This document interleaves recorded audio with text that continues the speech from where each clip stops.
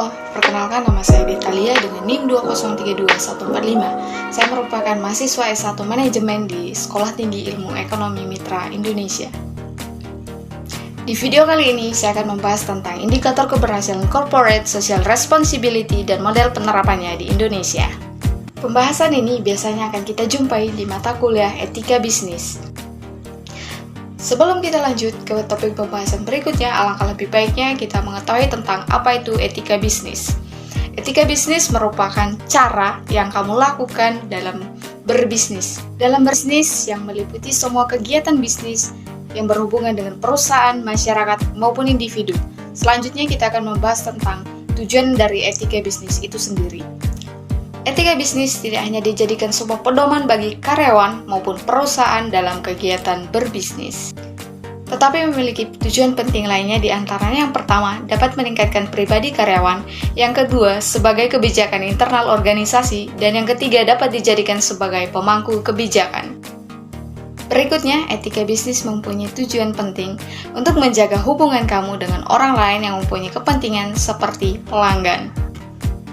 Namun, di dalam kampus ataupun kuliah itu sendiri, etika bisnis dipelajari dengan tujuan agar kita mampu bersikap ataupun berperilaku yang baik dan benar terhadap sesama mahasiswa maupun dosen ataupun di dalam sebuah organisasi. Baik, selanjutnya kita akan membahas tentang indikator keberhasilan Corporate Social Responsibility atau yang disingkat dengan CSR dan model penerapannya di Indonesia. Secara umum, keberhasilan CSR dapat dilihat dari capaian nilai etika yang dikandungnya, yang turut termasuk social justice, sustainability, dan equity. Kemudian secara sosial, keberhasilan CSR dapat dinilai dari tinggi rendahnya legitimasi sosial korporasi di hadapan pemangku kepentingan sosialnya. Secara bisnis, keberhasilan CSR dapat dilihat dari nilai saham akibat peningkatan citra sosial perusahaan. Dan secara teknis, keberhasilan CSR dapat dilihat dari hasil capaian program evaluasi teknis lapangan. Indikator tersebut dilihat secara umum. Dalam realitanya, kita dapat melihat indikator lebih banyak lagi dan disesuaikan dengan bentuk bisnis yang dijalankan oleh korporasi tersebut. Tanggung jawab sosial perusahaan atau yang disebut dengan CSR dan pembangunan ekonomi berkelanjutan. CSR jika ditinjau memiliki hubungan yang erat dalam mendorong terciptanya pembangunan ekonomi yang berkelanjutan. Selama ini memang dalam pembangunan usaha memberikan kesejahteraan kepada masyarakat menjadi beban pemerintah.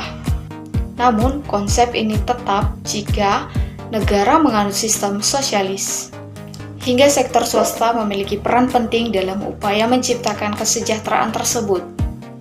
Tanggung jawab perusahaan atau CSR dan standarisasi internasional organisasi atau ISO dalam aktivitas bisnis yang merupakan kompleks dari perusahaan saat ini.